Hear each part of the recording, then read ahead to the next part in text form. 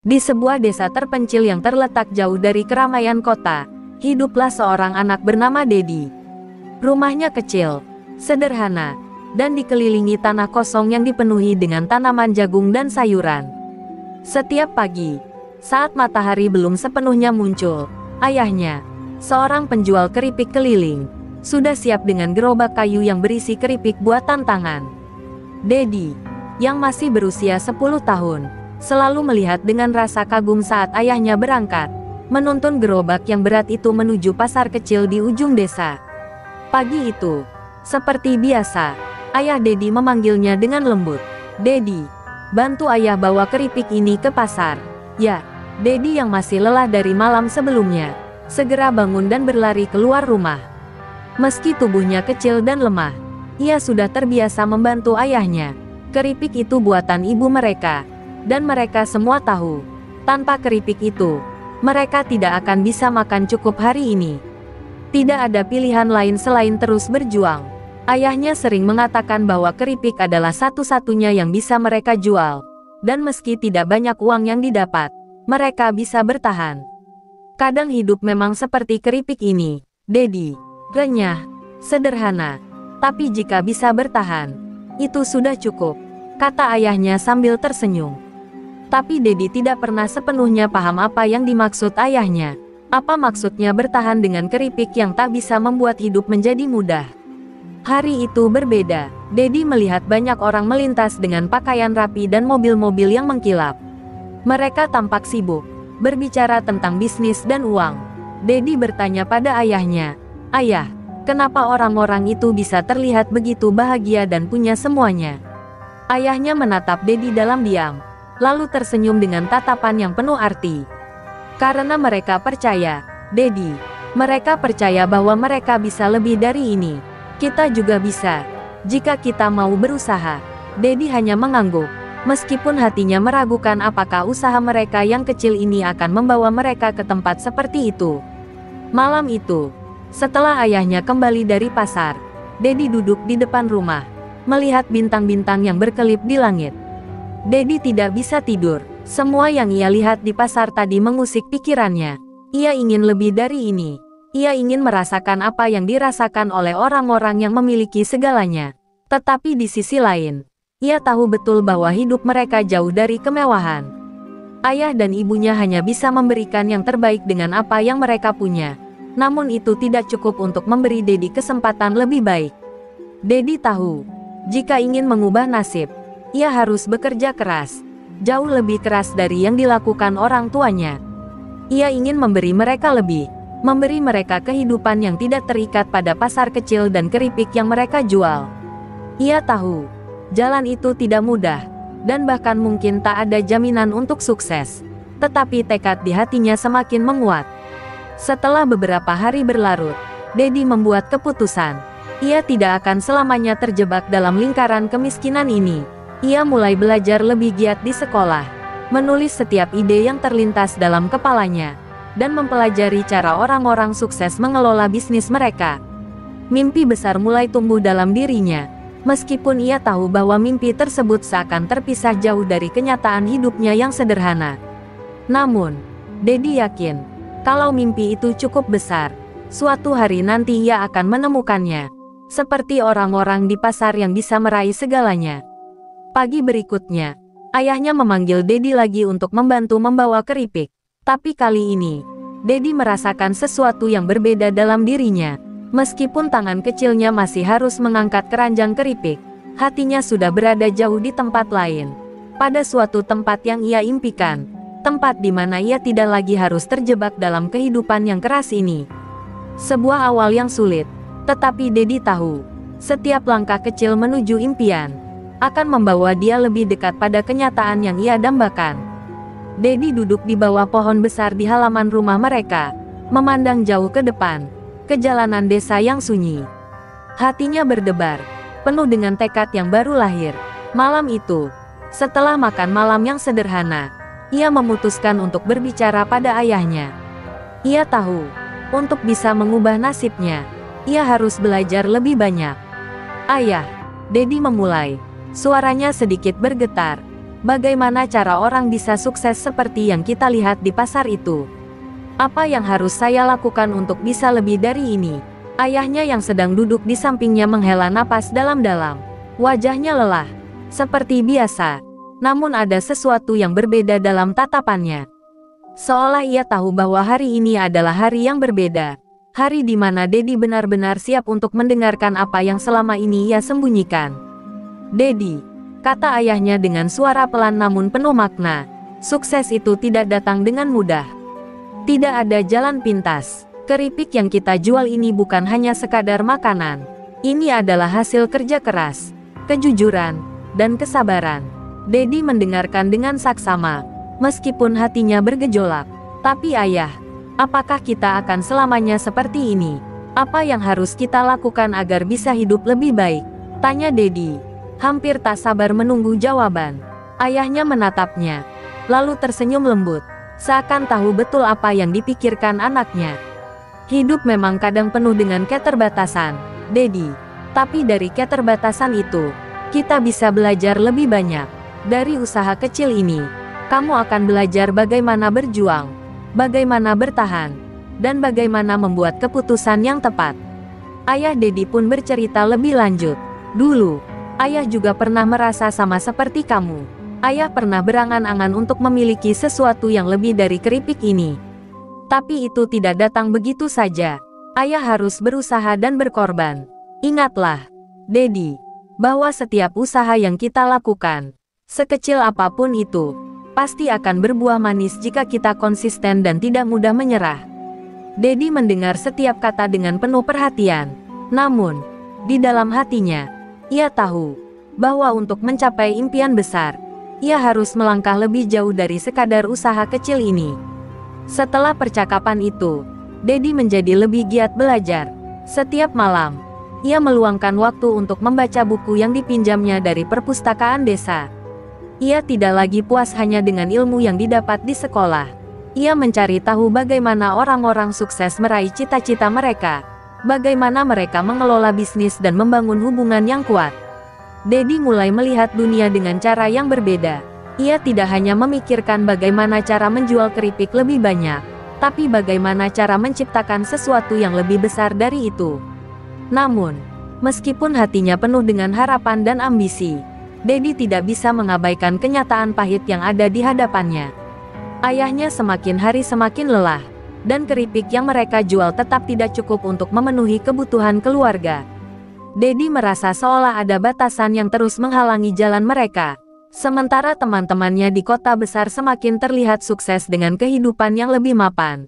Dedi mulai merasa cemas.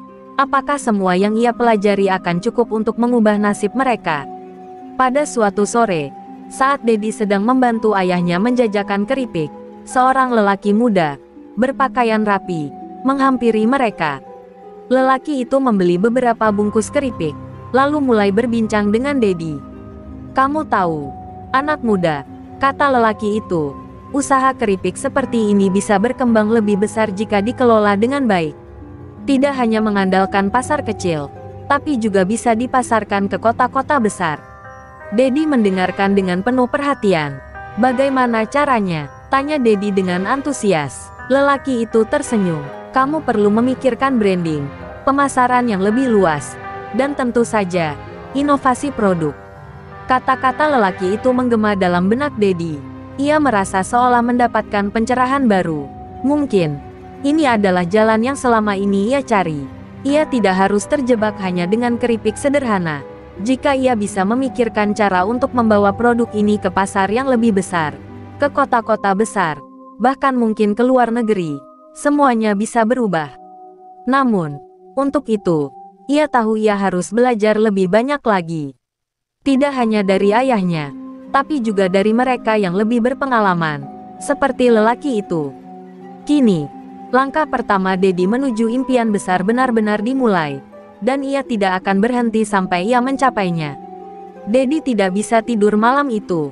Pikirannya terus berputar, memikirkan percakapan dengan lelaki muda yang datang membeli keripik di pasar. Kata-katanya seperti petunjuk jalan yang terang di tengah kegelapan, menunjukkan arah yang jelas menuju masa depan yang berbeda dari yang ia kenal. Pemasaran, branding, inovasi produk, itu semua terasa seperti bahasa yang asing baginya. Tetapi juga seperti kunci untuk membuka pintu yang selama ini terkunci rapat.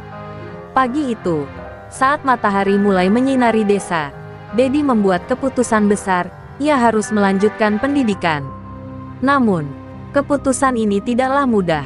Ayahnya yang sudah terbiasa dengan kehidupan sederhana dan penuh perjuangan, tidak langsung mengerti. "Dedi, kamu yakin bisa melanjutkan sekolah ke kota?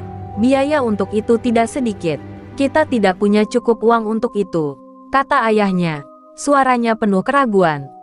Dedi menatap wajah ayahnya dengan penuh keyakinan. "Ayah, aku ingin lebih dari ini. Aku ingin bisa memberikan kehidupan yang lebih baik untuk keluarga kita. Aku harus belajar lebih banyak. Dan untuk itu, aku perlu pendidikan yang lebih tinggi. Aku tidak akan berhenti berusaha, Ayah." Dengan penuh tekad, Dedi bekerja keras untuk mencari beasiswa. Setiap hari setelah membantu ayahnya menjual keripik, ia menyisihkan waktu untuk belajar dan mempersiapkan ujian beasiswa. Tidak jarang, ia belajar hingga larut malam dengan cahaya temaram dari lampu minyak yang hanya mampu menyinari sebagian meja kayu usang. Dalam kesulitan itu, Dedi semakin merasa bahwa mimpinya bukanlah hal yang mustahil. Ia tahu, jika ia bisa mendapatkan kesempatan ini, itu akan menjadi awal dari perjalanan besar yang akan mengubah hidupnya. Setelah berbulan-bulan berjuang, akhirnya Dedi menerima kabar baik. Ia diterima di sebuah universitas ternama di kota besar dengan beasiswa penuh. Kegembiraan meluap di hatinya, tetapi juga perasaan takut yang tidak bisa disembunyikan. Dedi tahu, kehidupan di kota besar akan sangat berbeda dengan kehidupan di desanya yang sederhana. Ia akan jauh dari keluarga, dan dunia yang ia masuki penuh dengan tantangan yang tidak pernah ia bayangkan sebelumnya. Hari pertama di kota besar, Dedi merasa seperti seorang anak yang terlempar ke dunia yang asing. Gedung-gedung tinggi menjulang di sekitar kampus, dan suara kendaraan yang sibuk memenuhi jalan-jalan. Dedi merasa kecil, terasing di tengah keramaian. Namun, di dalam dirinya, ada sebuah tekad yang lebih besar dari rasa takut itu. Ia tidak bisa membiarkan keraguan menghalangi langkahnya. Di sini, ia harus belajar untuk bertahan dan menemukan jalan menuju impian besar yang ia impikan. Setiap hari, Dedi terbangun dengan semangat baru, meskipun kehidupan di kota besar itu sangat berbeda dengan yang ia harapkan. Banyak teman-temannya berasal dari keluarga kaya, memiliki segala yang mereka inginkan tanpa harus bekerja keras. Mereka tertawa, menikmati hidup mereka, sementara Dedi harus berjuang setiap hari untuk tetap bertahan. Namun, Dedi tidak pernah merasa iri. Ia tahu, jalan yang ia pilih adalah jalan yang penuh tantangan, dan itu justru membuatnya semakin kuat. Di kampus, Dedi mulai menyerap ilmu sebanyak-banyaknya. Ia fokus pada bisnis dan manajemen, belajar tentang cara mengelola perusahaan, pemasaran, serta inovasi produk. Setiap kali ia mendengar cerita tentang pengusaha sukses, Dedi merasa seolah ia semakin dekat dengan mimpinya. Ia tidak hanya belajar dari buku, tetapi juga dari teman-temannya yang memiliki latar belakang bisnis yang berbeda. Dedi tahu bahwa jika ia ingin sukses, ia harus memanfaatkan setiap kesempatan yang ada untuk berkembang. Meskipun hidupnya penuh dengan tantangan, Dedi merasa bahwa ia berada di jalan yang benar. Di malam-malam yang sunyi, ia sering duduk di depan meja belajarnya, mengingat kembali semua yang diajarkan oleh ayahnya. Ayahnya selalu berkata, "Jangan takut gagal, Dedi. Yang penting adalah terus mencoba." Kata-kata itu menjadi mantra dalam hidup Dedi. Dan setiap kali ia merasa putus asa, ia mengingatnya dengan penuh keyakinan. Dedi tahu, perjuangannya baru saja dimulai, dan ia tidak akan berhenti sebelum mimpinya menjadi kenyataan. Dedi merasa langkahnya semakin mantap ketika ia berhasil menyelesaikan tahun pertama di universitas. Meskipun masa perkenalan dengan dunia akademis kota besar itu sulit, ia sudah mulai merasa lebih percaya diri. Dalam 1 tahun itu, ia belajar lebih banyak dari yang pernah ia bayangkan, tentang dunia bisnis, tentang peluang, dan bagaimana cara mengelola usaha. Tetapi ada satu hal yang tidak bisa ia lupakan, keripik. Keripik yang dulu dijual oleh ayahnya, yang dulu ia bawa berkeliling desa. Keripik yang mengingatkannya pada rumah dan keluarga. Pada suatu malam, saat Dedi duduk di meja belajarnya, pikirannya kembali ke masa lalu. Ia teringat akan kata-kata lelaki muda yang memberi saran tentang mengembangkan usaha keripik. Jika ingin berkembang, kamu harus membawa keripik ini ke pasar yang lebih besar, kata lelaki itu. Dedi tahu bahwa keripik buatan ibunya memiliki potensi lebih, tetapi ia harus memikirkan cara untuk menjualnya lebih luas, tidak hanya di pasar-pasar desa. Ia ingin lebih dari itu, bahkan jika itu berarti memulai dari awal dengan langkah kecil. Dengan modal seadanya, Dedi memutuskan untuk mencoba membuat usaha keripik ini menjadi sesuatu yang lebih. Di kota besar, ia tahu ada banyak pesaing dan tantangan baru yang harus dihadapi. Namun, tekad di hatinya lebih besar daripada rasa takut. Ia menghabiskan malam-malamnya merancang kemasan yang lebih menarik, menciptakan berbagai rasa baru yang unik, dan memikirkan cara untuk memasarkan produknya. Ia bahkan belajar tentang digital marketing dan bagaimana cara memanfaatkan media sosial untuk memperkenalkan produk ke masyarakat luas. Namun, perjalanan itu tidak mudah. Dedi harus berhadapan dengan kenyataan pahit. Meskipun produknya unik, banyak orang yang tidak terlalu mengenal produk keripik tradisional seperti milik keluarganya. Bahkan teman-teman kuliahnya yang berasal dari keluarga kaya dan sudah terbiasa dengan produk-produk besar di pasaran tidak tertarik. Dedi merasa kecewa, namun ia tahu bahwa kegagalan adalah bagian dari proses. Ia tidak bisa berhenti hanya karena tantangan itu. Ia harus mencari cara untuk membuat produk ini dikenal lebih luas. Pada suatu pagi, setelah bekerja keras selama beberapa bulan, Dedi berhasil mendapatkan kesempatan untuk menjual keripiknya di sebuah bazar kampus yang sering diadakan untuk memperkenalkan produk lokal. Itu adalah kesempatan besar, namun juga sangat menegangkan. Ia tidak tahu apakah orang-orang akan tertarik pada keripik buatan rumah sederhana ini. Dengan penuh semangat, ia membawa keripik dengan berbagai rasa dan tampilan kemasan yang baru ke bazar. Ia berdiri di samping stan kecilnya, menunggu dengan harapan yang tinggi. Hari pertama bazar itu penuh dengan kekhawatiran. Banyak stan lain yang lebih besar dan menarik perhatian, dengan produk-produk yang lebih dikenal. Namun, perlahan-lahan, keripik Dedi mulai menarik perhatian pengunjung. Beberapa orang yang lewat berhenti untuk mencicipi, dan mereka terkejut dengan rasanya yang unik. Kata-kata mulai tersebar, "Cobalah keripik ini, rasanya beda," kata seorang pengunjung kepada temannya. Tanpa diduga, Dedi mulai mendapatkan beberapa pelanggan tetap. Produk keripiknya mulai dikenal, meski dalam lingkup kecil. Di balik kesuksesan kecil itu, Dedi merasa bahwa perjalanan ini masih jauh dari selesai. Ia tahu, untuk membuat usaha ini berkembang, ia harus lebih banyak belajar. Ia menginvestasikan setiap keuntungan kecil yang didapat untuk membeli bahan baku yang lebih berkualitas, meningkatkan sistem produksi, dan memperbaiki strategi pemasaran. Ia bahkan mulai memanfaatkan media sosial untuk menjangkau pelanggan lebih luas. Setiap harinya, ia terus memantapkan langkahnya. Meskipun hasil yang didapat belum sebesar yang ia harapkan. Tetapi satu hal yang ia tahu pasti, ini adalah awal yang benar-benar baru. Dedi melihat peluang di depan matanya. Meskipun keripik masih menjadi usaha kecil, ia tahu bahwa jika ia terus berinovasi dan bekerja keras, usaha ini bisa berkembang lebih besar dari yang ia bayangkan. Malam itu, ia duduk di depan meja belajar, menulis rencana bisnis untuk masa depan. Ia tahu bahwa jalan menuju kesuksesan tidak akan mudah, tetapi ia juga tahu bahwa setiap langkah yang diambil adalah langkah menuju mimpi besar yang tidak akan pernah ia lepaskan. Keberhasilan kecil Dedi di bazar kampus mulai menyebar keluar lingkup universitas. Beberapa mahasiswa mulai merekomendasikan keripik buatannya ke teman-teman mereka. Bahkan, ada satu dosen kewirausahaan yang tertarik dan mengundang Dedi untuk menceritakan proses usahanya di kelas. Itu menjadi momen yang membanggakan sekaligus mengharukan. Di depan puluhan mahasiswa, Dedi berdiri bukan sebagai anak desa yang serba kekurangan, tapi sebagai seseorang yang berani bermimpi dan melangkah.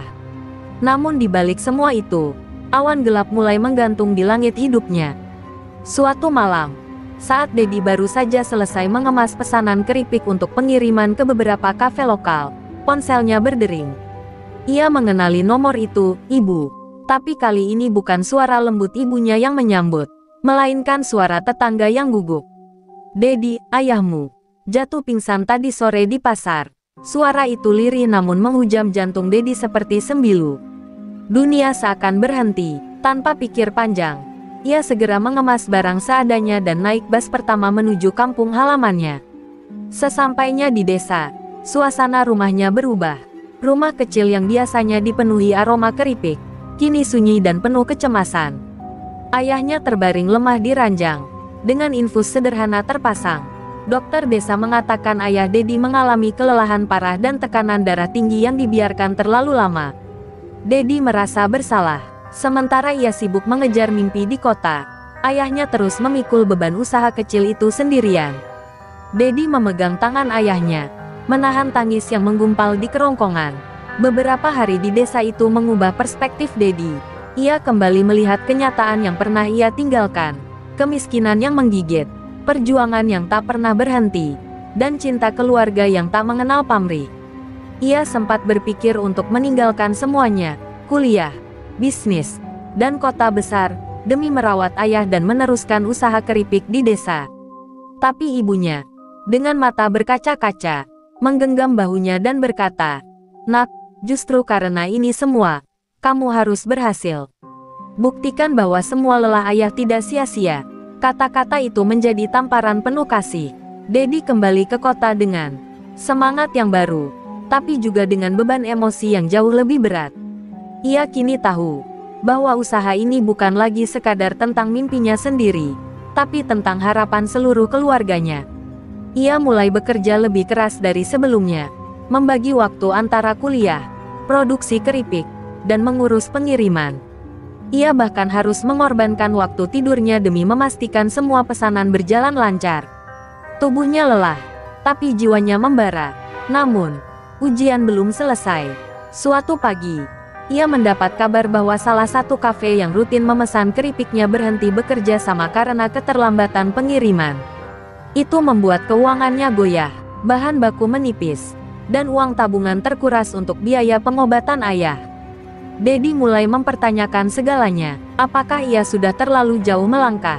Apakah mimpinya terlalu tinggi untuk digapai dengan kondisi seperti ini? Di tengah keterpurukan itu, Dedi kembali ke bazar kampus. Bukan untuk berjualan, tapi untuk mencari peluang. Ia mendekati dosen yang dulu mengundangnya berbicara dan menceritakan keadaannya dengan jujur.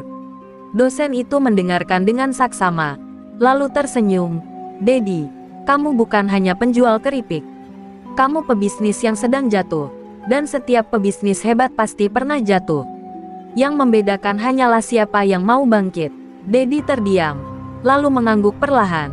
Di dadanya, bara yang hampir padam mulai menyala kembali. Malam itu, Dedi menatap langit dari balkon kecil kosannya. Ia mengingat senyum ayahnya, semangat ibunya, dan semua perjuangan yang telah ia jalani. Ia tahu, jalan ini masih panjang dan terjal, tapi ia juga tahu bahwa dirinya tidak sendiri. Ia membawa harapan banyak orang, dan mulai malam itu, ia berjanji pada dirinya sendiri, apapun yang terjadi, ia akan terus melangkah. Karena jatuh hanya berarti satu hal, kesempatan untuk bangkit lebih kuat. Hidup Dedi mulai berubah arah ketika suatu siang di kampus. Setelah mengisi seminar kecil tentang kewirausahaan, ia dihampiri seorang pria berjas hitam yang memperkenalkan diri sebagai Pak Adrian, seorang investor dan pemilik jaringan toko makanan ringan modern di Jakarta. Pak Adrian ternyata tertarik dengan semangat dan kisah hidup Dedi yang menggetarkan hati. "Kamu bukan hanya menjual keripik, kamu menjual nilai, perjuangan, dan kejujuran. Aku belum pernah melihat sesuatu yang begitu tulus," ucapnya sambil menatap tajam. Dedi hanya bisa terdiam, nyaris tak percaya dengan apa yang baru ia dengar. Pak Adrian tidak datang dengan janji manis kosong. Ia langsung menawarkan kerjasama, bukan sekadar menjual keripik Dedi di tokonya, tetapi juga mengembangkan skala produksinya agar bisa menyuplai lebih banyak outlet. Dedi tertegun. Di satu sisi, ini adalah pintu emas yang selama ini ia cari.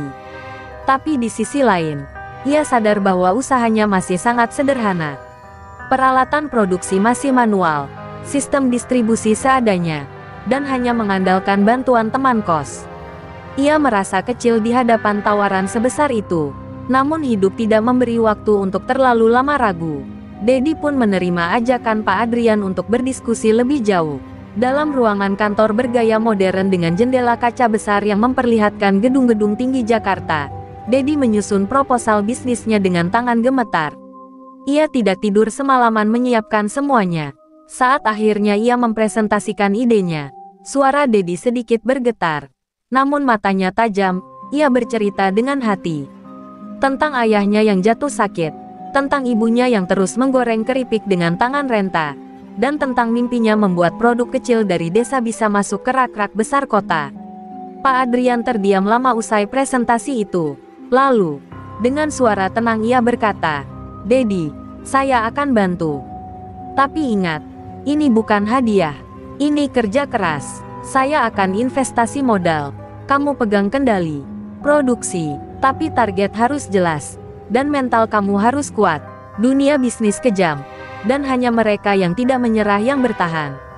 Dedi mengangguk pelan. Dalam dadanya, rasa haru, takut, dan semangat bergemuruh menjadi satu. Ia tahu jalan ke depan tak lagi sekadar tentang keripik, ini sudah menjadi misi hidup. Setelah kesepakatan itu, Dedi mulai membangun ulang sistem produksinya. Ia pulang ke kampung dan memeluk ibunya sambil membawa kabar baik. "Bu, kita akan bangun dapur produksi sendiri," katanya, tersenyum sambil menahan tangis. Ayahnya yang kini duduk di kursi roda menatap Dedi dengan mata berkaca-kaca. Mereka menyulap bagian belakang rumah menjadi tempat produksi kecil dengan alat-alat baru hasil investasi. Beberapa tetangga dipekerjakan untuk membantu produksi. Usaha ini tidak hanya mengangkat Dedi, tapi juga membawa harapan bagi lingkungan sekitarnya. Namun jalan menuju pertumbuhan bukan tanpa duri.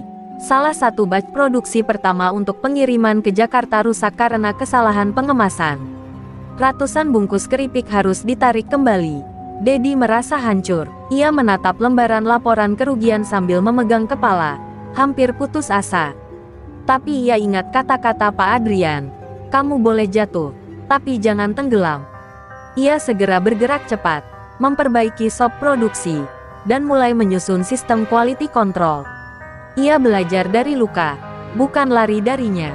Hari demi hari, produksi meningkat. Keripik kriuk rasa rakyat, nama yang ia pilih untuk menghormati akar perjuangannya, mulai masuk ke toko-toko kota besar. Orang-orang mulai tertarik bukan hanya karena rasa uniknya, tapi juga karena cerita di balik produk itu. Branding yang jujur dan menyentuh membuat keripik Dedi viral di media sosial. Bahkan beberapa influencer membicarakannya. Penjualan naik drastis, dan untuk pertama kalinya dalam hidupnya, Dedi bisa mengirim uang dalam jumlah besar ke orang tuanya.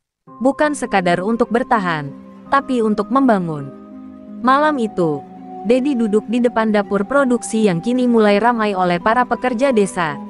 Ia menatap bintang dan teringat masa ketika ia menjajakan keripik dengan keranjang rotan dan sandal jepit di pasar. Kini, produk itu sudah hadir di etalase toko modern di ibu kota. Ia sadar, ini bukan akhir. Ini awal dari tangga yang lebih tinggi. Tapi kini, ia tidak lagi mendaki sendirian. Ada tim, ada keluarga, ada kepercayaan. Dan yang paling penting, ada dirinya yang tak lagi takut gagal. Kesuksesan yang mulai dirasakan Dedi menjadi buah manis dari kerja keras dan ketekunannya. Namun, seperti api yang semakin besar, bara cobaan pun ikut menyala.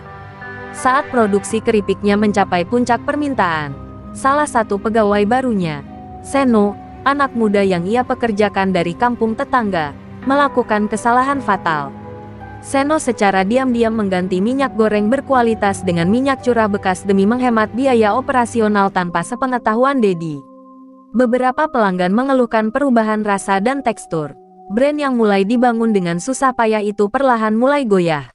Saat Dedi mengetahui kejadian itu, amarah dan kecewa membuncah dalam dirinya. Ia merasa dikhianati oleh orang yang sudah ia anggap seperti adik sendiri. Seno menunduk ketakutan di hadapannya, berulang kali meminta maaf sambil menangis.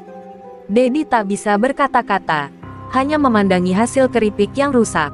membayangkan ribuan bungkus yang sudah beredar, dan nama baik yang dipertaruhkan. Ia tahu, satu keputusan di detik ini bisa mengubah segalanya, antara menyelamatkan kepercayaan atau kehilangan semuanya. Dengan berat hati, Dedi memutuskan untuk memberhentikan Seno, bukan karena benci, tapi karena prinsip. Usaha ini lahir dari kejujuran. Sekali kita menodainya, semua perjuangan kita hancur, ucap Dedi lirik, namun tegas. Keputusan itu mengguncang seluruh tim produksi. Beberapa pekerja merasa tidak nyaman, tapi Dedi memilih berdiri di garis depan dan menjelaskan semuanya dengan jujur. Ia mengumpulkan seluruh pekerja dan mengisahkan dari awal kenapa usaha ini dibangun. Bukan sekadar cari untung, tapi untuk membawa nama baik desa, dan mengangkat harkat keluarga sederhana. Dedi kembali menghubungi Pak Adrian untuk melaporkan masalah tersebut sebelum isu itu merebak lebih luas. Ia mengira Pak Adrian akan marah atau mencabut investasinya, tapi yang terjadi sebaliknya. Kamu jujur, dan itu hal paling langka dalam dunia bisnis, kata Pak Adrian di ujung telepon. Jaga integritasmu, Dedi. Uang bisa dicari, reputasi tidak. Kata-kata itu menjadi penyulut api semangat baru dalam hati Dedi. Ia memutuskan untuk menarik semua batch produksi yang diragukan kualitasnya, meskipun itu membuat keuangan kembali limbung. Tak berhenti sampai di sana, Dedi pun menggelar kampanye transparansi di media sosial. Ia membuat video sederhana yang menjelaskan kejadian di balik layar, tanpa menyalahkan siapapun, tapi menjunjung tinggi tanggung jawab. Respons masyarakat justru luar biasa. Alih-alih kecewa, banyak pelanggan memberi dukungan, menyebut Dedi sebagai pengusaha muda yang layak dicontoh. Kalau semua produsen sejujur ini, kami gak bakal takut beli produk lokal, komentar salah satu netizen yang viral. Namun dampak ekonomi dari krisis itu tetap terasa. Beberapa mitra ragu untuk melakukan pemesanan kembali. Beberapa kafe bahkan menunda kerjasama. Dedi sempat merasa bahwa semua pencapaian akan runtuh seperti rumah kartu. Ia harus menekan pengeluaran, mengurangi tenaga kerja sementara, dan bahkan kembali mengurus produksi secara langsung bersama ibunya. Malam-malam kembali diisi dengan suara gorengan dan aroma minyak panas. Seperti dulu, tapi kali ini bukan karena memulai dari nol, melainkan karena harus bertahan. Dalam keheningan malam itu, Dedi teringat ucapan ayahnya dulu. Kadang hidup bukan soal siapa yang berlari paling cepat, tapi siapa yang tetap berjalan meski lututnya berdarah. Dedi memandangi tangannya yang mulai kapalan lagi karena mengangkat karung singkong, lalu menatap wajah ibunya yang tetap tersenyum meski kelelahan. Ia tahu, ini bukan kegagalan, ini ujian, dan seperti semua ujian sebelumnya, ia akan melewatinya, bukan sebagai anak penjual keripik, tapi sebagai pemimpin yang tumbuh dari luka dan harapan. Setelah badai kesalahan produksi dan penarikan besar-besaran, Dedi merasa seperti kembali ke titik nol. Tapi kali ini bukan karena tak punya apa-apa, melainkan karena harus memulihkan sesuatu yang jauh lebih rumit, kepercayaan. Beberapa hari setelah krisis itu, ia duduk termenung di teras rumah produksi sambil memandangi tumpukan karung singkong yang belum digoreng. Di dalam kepalanya, ribuan pikiran berputar. Bagaimana melunasi utang pasca penarikan, bagaimana membayar pekerja yang tersisa, dan yang paling menghantuinya, apakah ia masih pantas dipercaya oleh pelanggan. Namun, Tuhan sering berbicara lewat jalan yang tak disangka. Sebuah email masuk ke ponselnya dari seseorang bernama Clara, seorang manajer produk dari perusahaan retail makanan terbesar di Indonesia. Clara mengaku mengetahui kisah Dedi dari unggahan media sosial dan merasa tersentuh oleh kejujurannya. Kami sedang mencari mitra lokal untuk lini produk baru kami yang berbasis makanan tradisional. Saya ingin bertemu dan membicarakan kemungkinan kerjasama, tulisnya. Dedi menahan napas. Di tengah kejatuhan, pintu besar lain justru terbuka. Pertemuan dengan Clara terjadi di sebuah kafe di Jakarta. Berbeda dengan pertemuan dengan Pak Adrian dulu yang penuh tekanan. Clara hadir seperti seorang teman lama, hangat, penuh empati. Ia tidak langsung bicara soal target atau angka, melainkan tentang filosofi bisnis. Banyak produk enak di luar sana, Dedi. Tapi kejujuran dan kisah hidup itulah yang membuat orang jatuh cinta, ucap Clara sambil menatap mata Dedi yang mulai basah. Ia kemudian menawarkan untuk memasukkan produk kriuk rasa rakyat ke dalam program inkubasi produk lokal milik perusahaannya. Namun, ada satu syarat, Dedi harus membangun sistem produksi yang jauh lebih profesional dan higienis dalam waktu 3 bulan. Tak ada waktu untuk ragu. Dedi menyetujui tantangan itu. Ia kembali ke desa dengan membawa napas baru. Ia menjual motor satu-satunya untuk menambah modal pembangunan dapur produksi semi-modern. Ia mengajukan pinjaman ke koperasi desa, dan kembali menggandeng beberapa pemuda setempat untuk membantu pembangunan. Setiap hari dimulai dengan debu bangunan dan diakhiri dengan harapan. 3 bulan itu menjadi periode paling melelahkan dalam hidupnya. Ia nyaris tidak tidur. Seringkali tidur di lantai dapur yang masih bau semen dan cat. Tapi semangat tak pernah padam. Ia mulai merekrut kembali tim kecilnya. Kali ini dengan pelatihan sanitasi dan prosedur produksi yang lebih disiplin. Ibunya tetap menjadi penanggung jawab rasa. Sementara Dedi fokus pada kualitas dan pengembangan kemasan. Ia bahkan belajar dasar-dasar branding dan desain untuk memperbarui tampilan produknya agar layak masuk rak modern. Dan tibalah hari penilaian dari tim Clara. Dengan seragam sederhana dan wajah penuh harap, Dedi menyambut tim dari perusahaan itu untuk meninjau lokasi. Mereka berjalan mengelilingi dapur produksi, mencicipi hasil keripik, memeriksa sistem sanitasi, dan mewawancarai pekerja. Suasana tegang, namun penuh antusiasme. Clara tersenyum tipis ketika mencicipi keripik rasa original, lalu berbisik pada salah satu timnya, "Ini rasa jujur. Ini yang kita cari."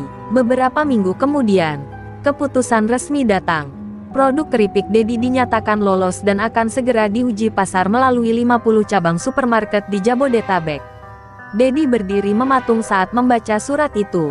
Tangisnya pecah. Ia memeluk ibunya, lalu sujud syukur di lantai dapur yang dulu dibangunnya dengan keringat dan air mata. Ayahnya, yang kini sudah bisa berjalan dengan bantuan tongkat, datang memeluknya dari belakang. "Kamu berhasil, Dad, kamu benar-benar berhasil." Namun Dedi tahu, ini belum puncak. Ini adalah pintu yang baru saja terbuka. Ia masih harus berlari, masih harus belajar, masih harus menjaga nilai-nilai yang selalu ia pegang sejak awal, kejujuran, perjuangan, dan ketulusan.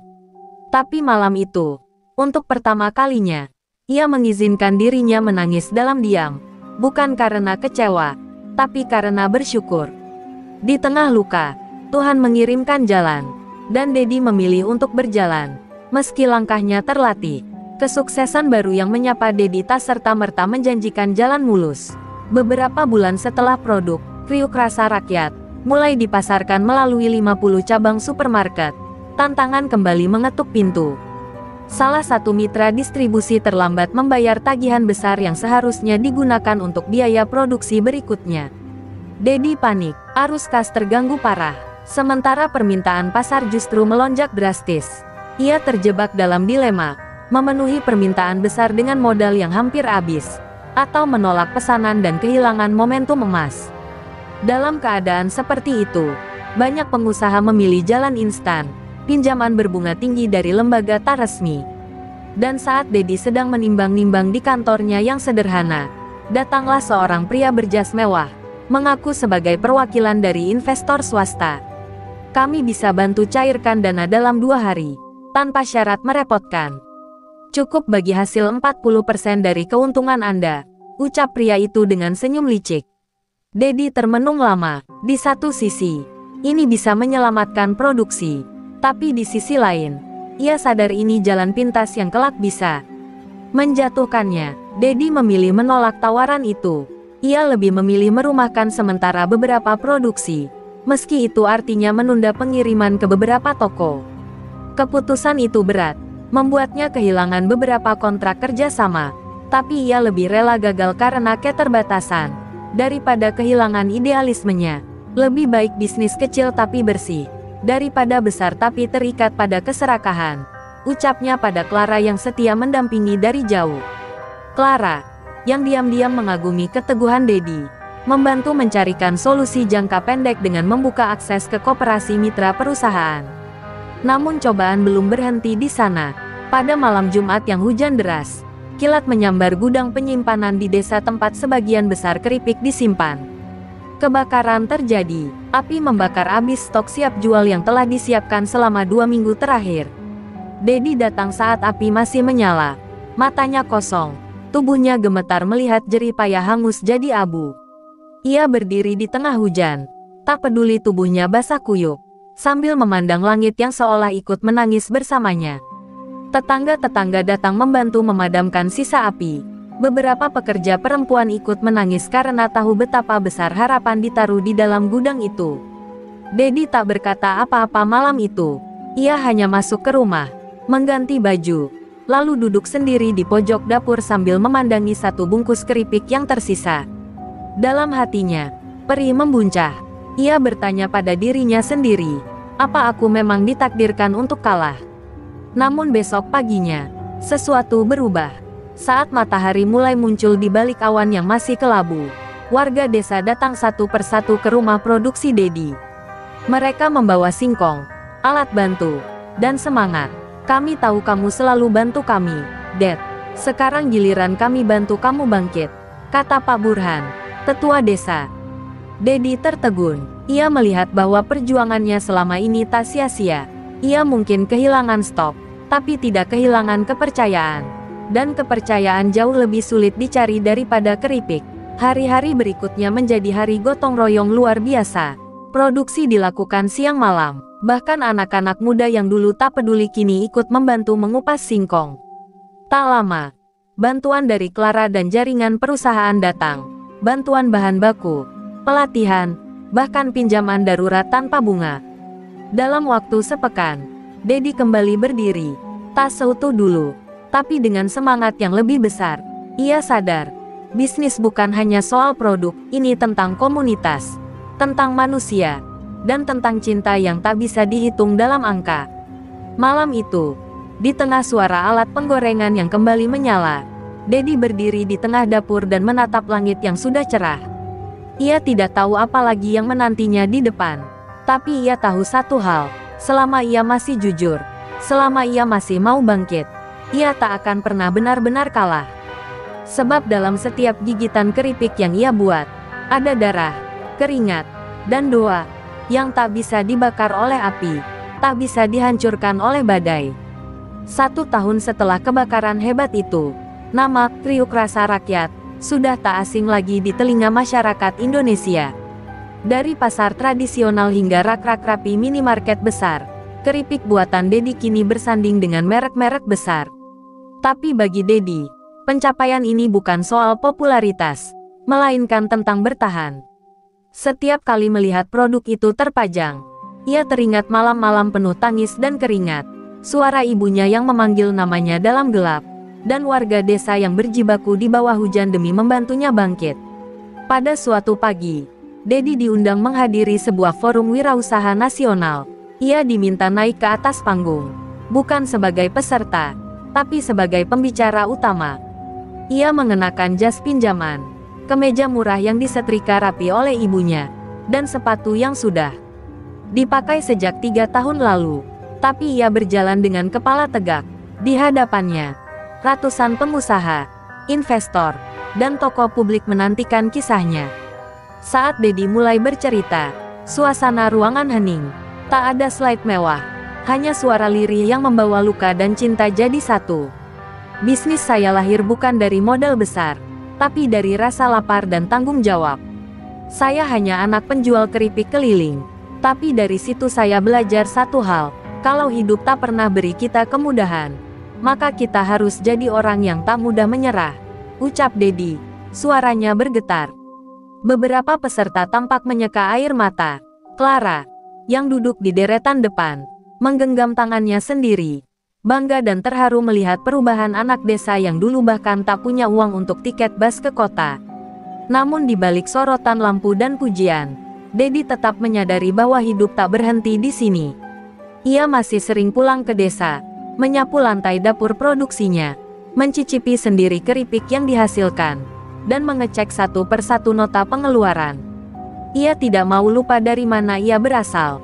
Ia bahkan mulai membina beberapa pengusaha muda di desa lain, mengajari mereka soal pemasaran, manajemen sederhana, dan pentingnya integritas.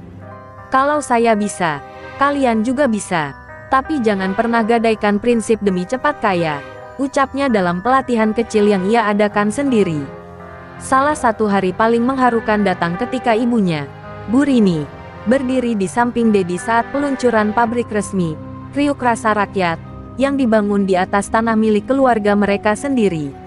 Pabrik itu memiliki puluhan pekerja tetap, fasilitas modern, dan ruang pelatihan bagi UMKM lokal. Saat pita dipotong, air mata Bu Rini tak terbendung.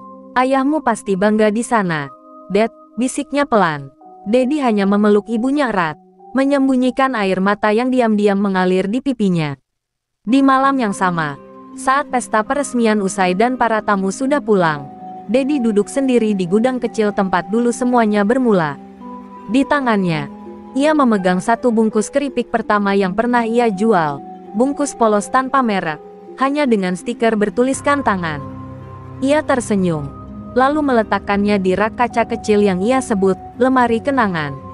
Sebab ia tahu, sehebat apapun dirinya kini, semuanya tak akan ada tanpa masa lalu yang pahit, dan tanpa orang-orang yang percaya pada impiannya.